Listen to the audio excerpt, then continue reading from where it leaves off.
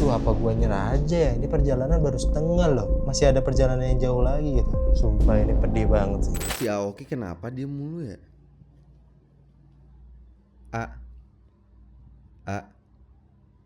Aoki ngeliatin apa sih dia? 93 kilometer. What the fuck? Sudah lewat 6 hari Oki menempuh perjalanan dari Bandung menuju Surabaya. Banyak kota-kota penting seperti Sumedang, Cirebon, Semarang yang terlewati oleh Oki. Dan masing-masing kota punya ceritanya sendiri. Di sana juga Oki bertemu orang-orang menarik seperti Mas Baba yang juga menjalani perjalanan jarak jauh hanya dengan kaki. Oki dan kameramen juga menemui masalah seperti kameramen kesurupan. Dan Oki sudah mengeluarkan bakat terpendamnya sebagai reviewer hotel dan reviewer teknik sipil. Di mana Oki juga mereview sistem pengairan yang ada di tempat yang telah dia lewati. Pertanyaannya, di hari ke-7 ini, apakah masalah yang akan dihadapi Oki di destinasi selanjutnya?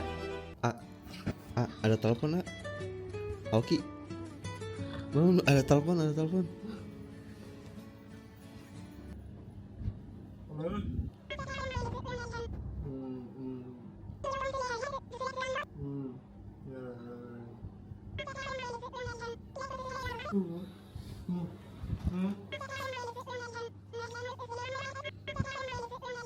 Di mana?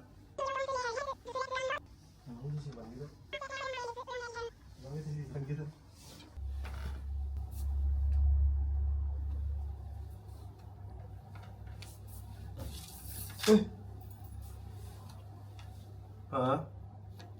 Wildcard kawan.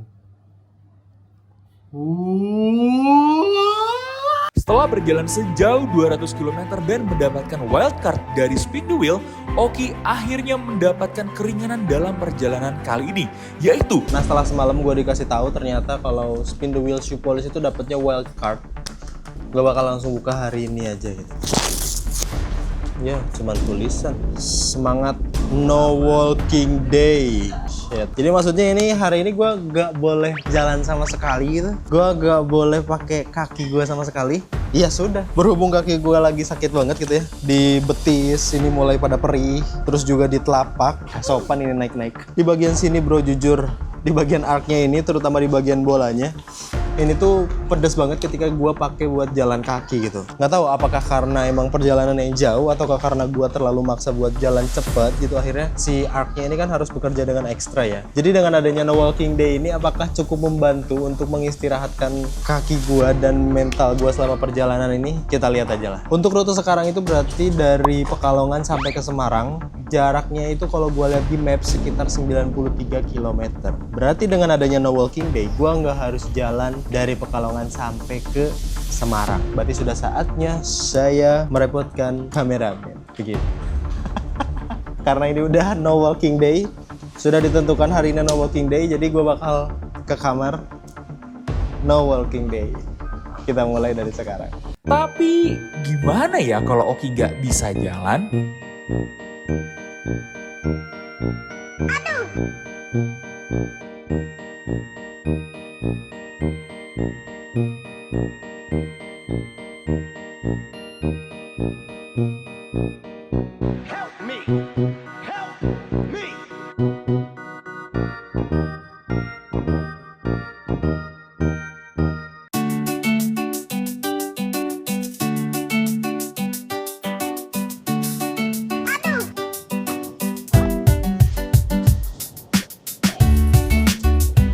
Oke, karena hari ini adalah no walking day dan juga nggak ada daily cash dan nggak ada spin the wheel lagi di hari ini, gue bakal lakuin semua kegiatan selama perjalanan dari Pekalongan sampai Semarang di motor. Semua kegiatan, mulai dari makan, minum, bahkan beli makan dan minum, terus mungkin sampai berak kalau emang memungkinkan gue bakal lakukannya di motor. Jadi sebenarnya no walking day ini tidak terlalu membantu untuk saya gitu, karena ya gue harus repot gitu, harus ngesot lah, harus ngapain lah, karena kaki gue jangan dipakai buat jalan sama sekali gitu untuk hari ini.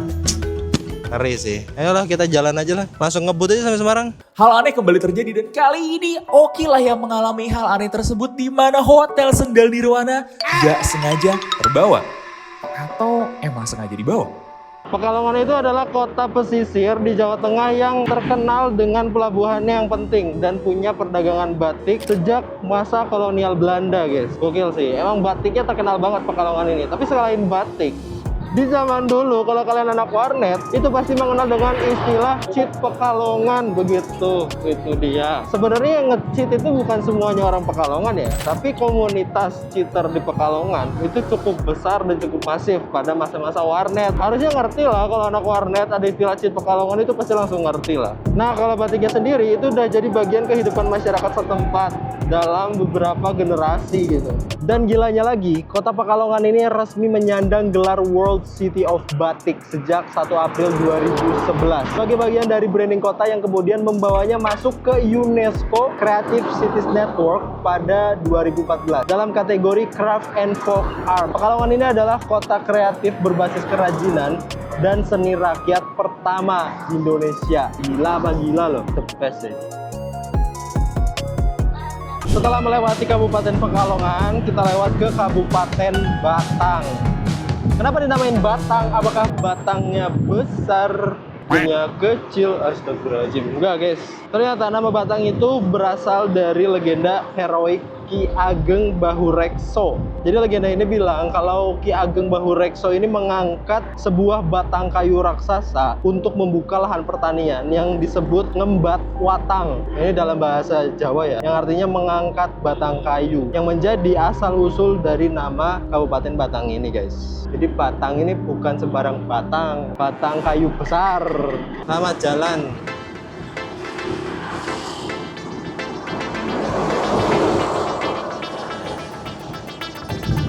Oh, tadi kota Batang, guys.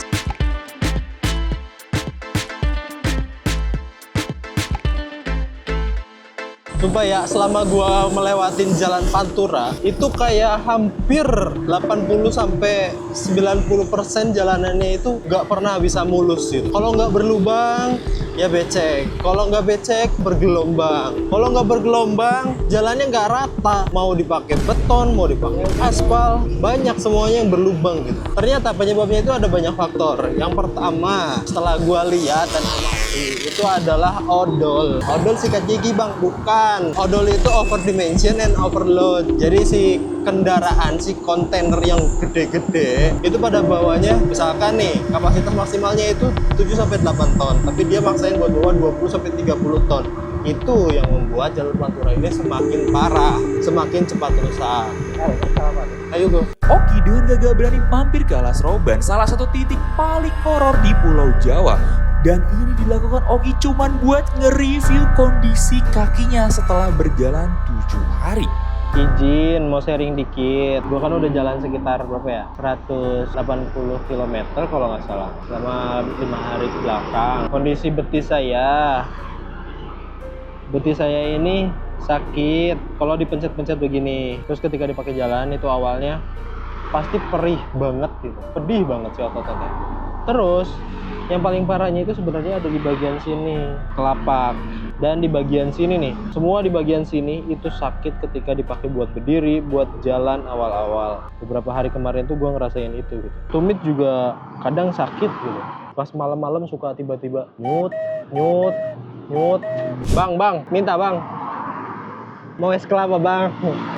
Kan nggak boleh turun bang. Jahat banget dah. Pengen es kelapa bang.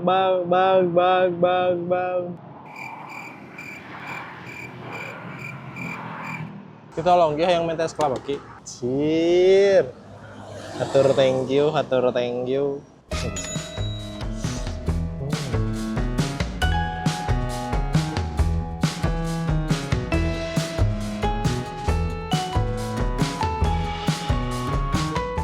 Nah ini gue lagi berhenti di Alas Roban guys. Ya di salah satu pemberhentian di Alas Roban gitu. Jaraknya hampir selesai. Dan di sini itu ada jalanan yang cukup unik. Jalanan itu terbagi jadi 3 gitu. Jadi gini gue ceritain. 3. Ini 2 jalanan baru. Ini arah kiri, ini arah kanan. Ini adalah jalanan lama. Jalanan lama ini adalah jalan yang dikhususkan untuk kontainer-kontainer besar yang tingginya ini lebih dari 2,3 meter. Jadi kontainer besar ini pasti lewat sini. Unik banget jalanannya itu di sana nih. Jadi nanti motor, mobil kecil ini lewat sini, kontainer besar lewat sini. Jalanan si besar yang kontainer ini itu adalah jalanan lama yang dulunya ini adalah jalanan awal di Alas Roban ini gitu. Jadi satu-satunya jalan ini adalah jalur si yang lama ini di Alas Roban. Dulunya sering terjadi perampokan kontainer, perampokan muatan. Itu yang bikin banyak kecelakaan. Harusnya itu yang lebih menakutkan dari Alas Roban, bukan hal-hal gaibnya.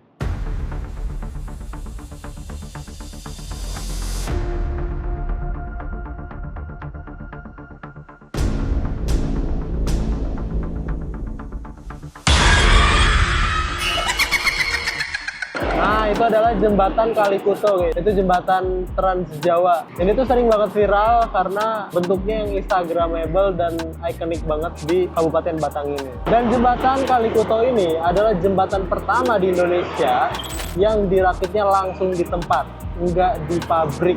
Ini langsung di tempat. Gokil ya. Tahun 2010-an baru ada pertama kali di Indonesia.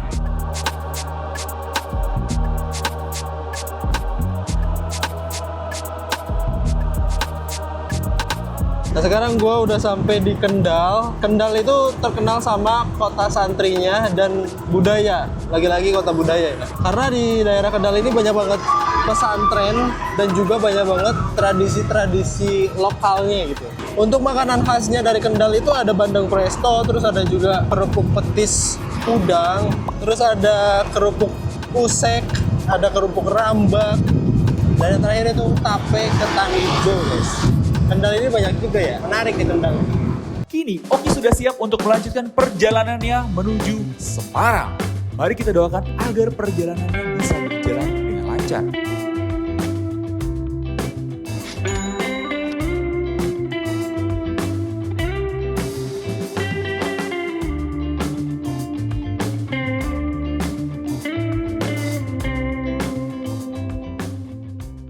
Nah, nih gue udah sampai di basement daripada penginapan kita kali ini di Semarang.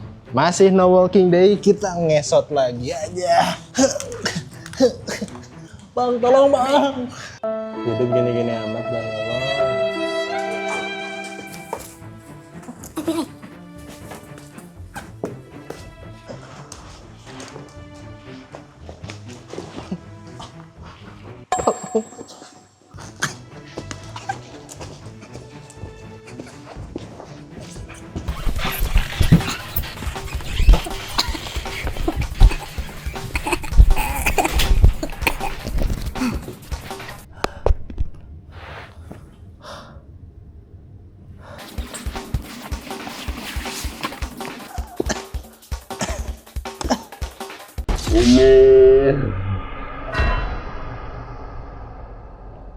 No walking day malah nyapain diri sendiri. Anjir. Shoo. Iya, nah.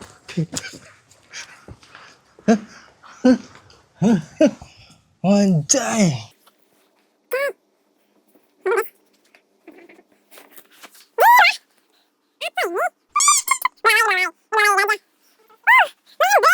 Welcome to HGPS. Tempe. Tempe, cu. Cracker anjir. Cracker. Yang apa? Punten tangan kiri. Ini juga tempe jir. Rasa bolunya tuh bolu banget gitu. Terus coklatnya juga coklat banget. Nih gua coba makan bentar dulu, terus setelah itu bebersih, baru kita penutupan. Oke? Emang bisa sambil ngesot?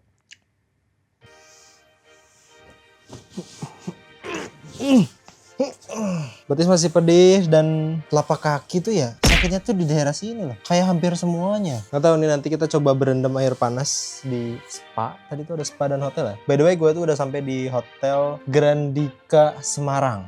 Nah, ini gede banget cuy. Dari luar hotelnya ini udah bertingkat-tingkat karena emang di kota ya. Terus di dalamnya juga ruangannya temiungger. Oke. Ruangannya tuh compact. tapi nggak sempit. Kebayang nggak sih, kayak semuanya ada, meja ada, TV ada, kulkas, ruang penyimpanan, ruang rahasia, kursi pun bahkan ada 2 gitu. Tapi nggak sempit si ruangannya. Gokil ini si interiornya ini. Terus si kamarnya juga ini tuh menghadap langsung ke kota Semarang. Selain itu, lokasi dari si Grandika Hotel ini juga ada di pusat kota Semarang gitu. Deket sama Mall Queen City, deket sama Kota Lama Semarang, deket juga sama tadi tuh Lawang Sewu. Buat fasilitasnya juga lengkap bro. Kolam renang di lantai 5, terus ada spa dan gym di lantai 5, ada restoran juga di bawah nih di lantai 1 di lobinya. Terus basement buat parkir juga luas tadi tuh. Berdasarkan informasi yang gue cari-cari, ternyata Grandika Hotel Semarang juga jadi tempat favoritnya para runners ketika ada event lari. Yang paling culture event lari di Semarang apa sih? 10K Semarang bro. Itu dia. Dan di Grandika ini banyak runners yang ketika ada event itu tuh